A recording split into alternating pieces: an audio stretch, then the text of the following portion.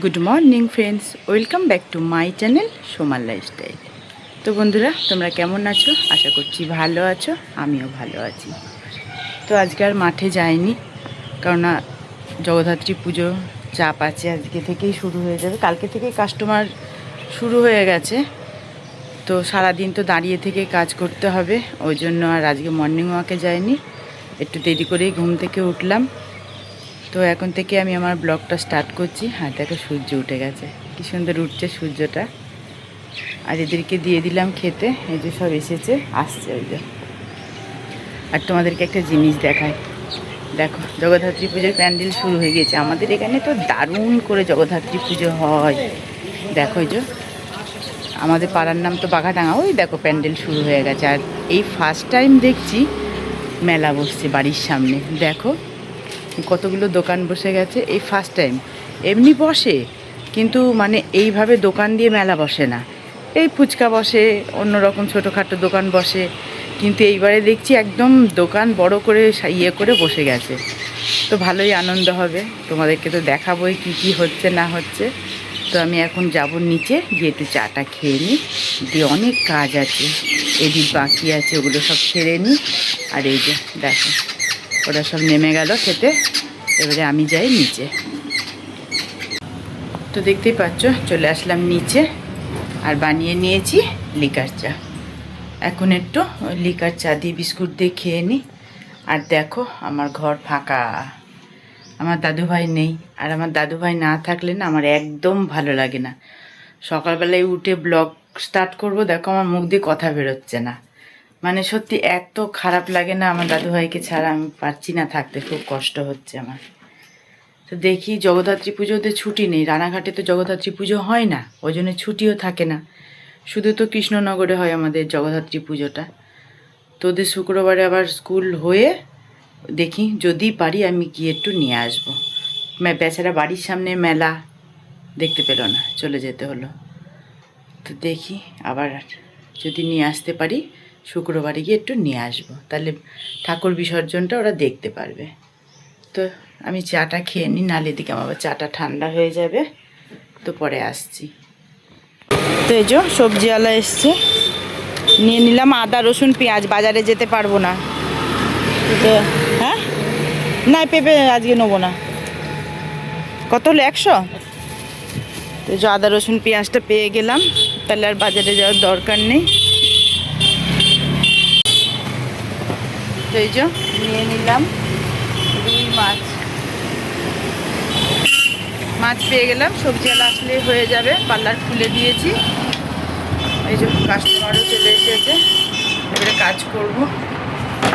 খিদেও পেয়ে গিয়েছে, তারপরে ওটসটা বানাবো। এনো মাছটা রাখো। দই আনলে? ও ঠিক আছে, আছে তো অনেকটা। তো এবারে কাজ করে নি। কাজ করতে করতে চলে এসছে সবজি, সবজিটাও নিয়ে নিই। টমেটো দাও, টমেটো আছে নাকি কি জানি। এখনকার টমেটোগুলো এরকম হচ্ছে কেন? এখন টমেটো এমনই হবে। ফুলকপি কত করে? 30 টাকা ভালো করে। 25 করে দাও দুটো। বেশি আপনাকে চাই না, আমি দেখুন ভালো কপি দুটো দিলে 50 টাকায় তো আজকে মাছ দিয়ে ঝোল হতো। আরে নেন না আপনি, দাও দুটো বেশি দাও। দাম আপনাকে চাই না আমি। টমেটো বেশি দিও না, এই টমেটো ভালো হবে না।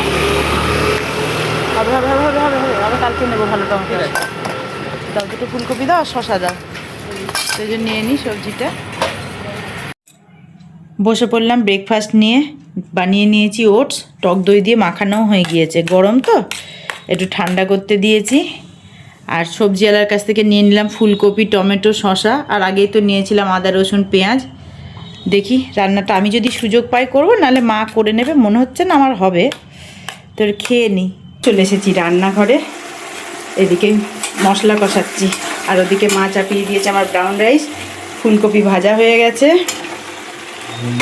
এদিকে কাস্টমার ভর্তি আছে। এদিকে মাছ ভেজেছি, মশলাটা আমি কষে দিয়ে গেলাম, নাহলে মা তো এত বিচ্ছিরি করে রান্না করবে, তো খাওয়া যাবে না।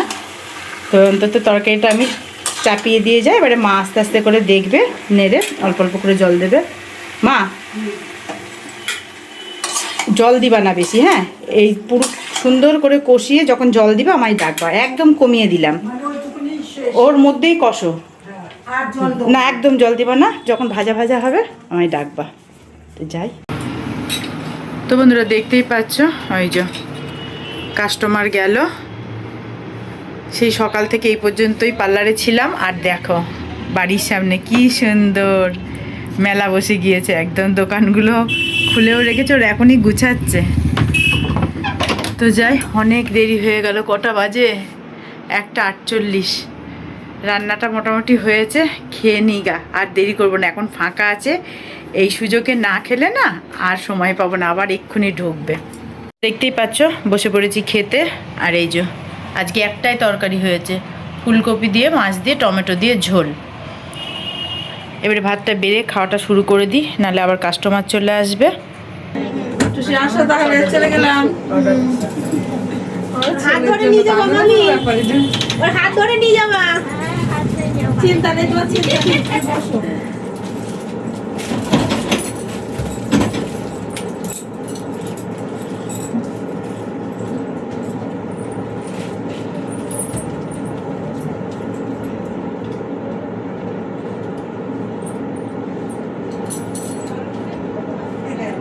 বসো, তুমি ভিডিও করো।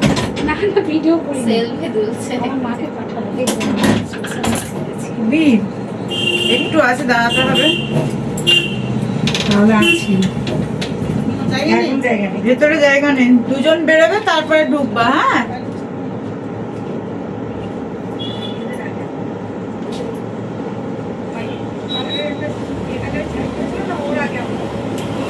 ও, এরা এসে ঘুরে গেছে নাকি?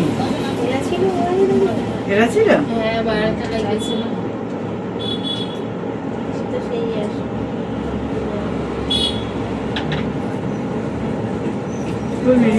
ঢোকা যাবে? বাইরে আছি, এই এদের 2-3 জনের আগে কিন্তু আমরা। হ্যাঁ আচ্ছা ঠিক আছে, ঠিক আছে, এই বাইরে চেয়ার পেয়েছি গো। ঠিক আছে, বসো।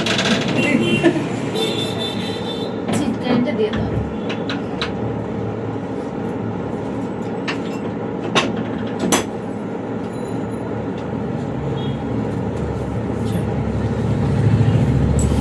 জীবনটা কোথায় রাখলাম? প্রথমবার তো সেই উঠলে দেখো না, আরেকবারও তো করে গিয়েছে। যখন ভিডিও চলেছিল ইউটিউবে বললে না তুমি? হ্যাঁ ইউটিউবে।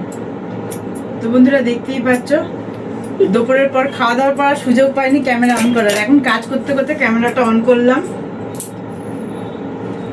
আমার দাদুভাই বলছে তুমি ব্লগ করছো না? হ্যাঁ, সুযোগই পাচ্ছি না তো কি ব্লগ করবো। এবার অন করলে না? তখন না না না, না, অন off আছে। হয়ে গেছে। আচ্ছা আচ্ছা আচ্ছা, চলছে কালো চলছে, হয়ে গেছে। চলছে। হয়।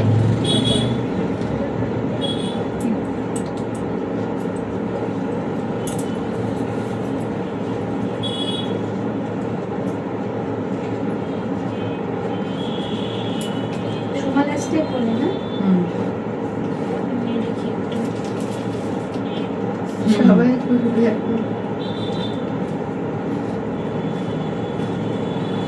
আজকে বসে তো না? এটা তুমি গো, এইটা তুমি দেখো তো? হ্যাঁ। তো বন্ধুরা অনেকক্ষণ পর তোমাদের সামনে আসলাম, ক্যামেরা ধরার সময় পেলাম এতক্ষণে। দেখো ঘড়িতে বাজে 9:26। আর এই পার্লারে কাস্টমার গেল, শাটার নামিয়ে দিয়েছি অনেকক্ষণ আগে, মানে আর পারছি না। তো এই কাজ শেষ হলো, দেখো পার্লার পুরো একদম অগোছালো, একদম চারিদিকে অগোছালো হয়ে আছে। এখন এরকমই থাকবে, আর কিচ্ছু করব না।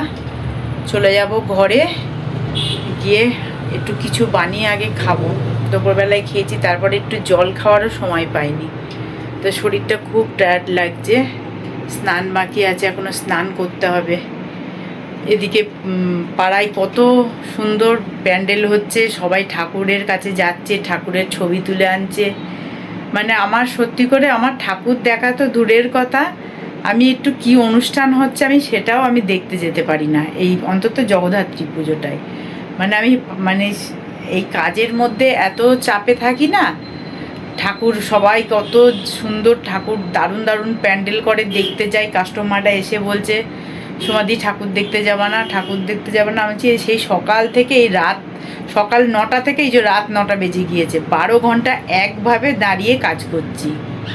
তারপরে আর ধৈর্য থাকে যে ঠাকুর দেখতে যাব, তো এই কাছে পিঠেরগুলো দেখে আসবো, তো আর বেশি বক বক করবো না। দেখো গলা শুকিয়ে গিয়েছে। যাই ঘরে একটু কিছু বানিয়ে আগে খাই, খেয়ে স্নান টান করে আসছি তোমাদের সামনে। তো বন্ধুরা, অনেকক্ষণ পর আবার তোমাদের সামনে আসলাম। স্নান ধান কমপ্লিট করে ফেলেছি। আর দেখো ঘড়িতে বাজে 11:15। এখন স্নান কমপ্লিট হলো, আগেই খেয়ে নিয়েছি। ওটস বানিয়ে খেয়ে তারপরে ওষুধ খেয়ে তারপরে গিয়েছিলাম স্নানে। স্নান টান করেছি, বিছানাও রেডি হয়ে গিয়েছে। চোখে ঘুম দেখো, আর তাকাতে পারছি না। আবার সকাল ভোর করে উঠতে হবে। তো ব্লগটা এখানেই শেষ করছি। তোমরা সকলে ভালো থেকো, সুস্থ থেকো। দেখা হবে পরের ব্লগে। আর আমার ব্লগ ভালো লাগলে আমার চ্যানেলটিকে সাবস্ক্রাইব করে দেবে। আজকে জানি আজকে ব্লগ ভালো হয়নি, সারাদিন আমি ঠিকমতো ক্যামেরায় ধরতে পারিনি, আর দাদু ভাইও নেই, মনটা ভালোও নেই। তো যাই হোক, যেটা হয়েছে তোমরা সেটা একটু দেখো। তো বাই, গুড নাইট।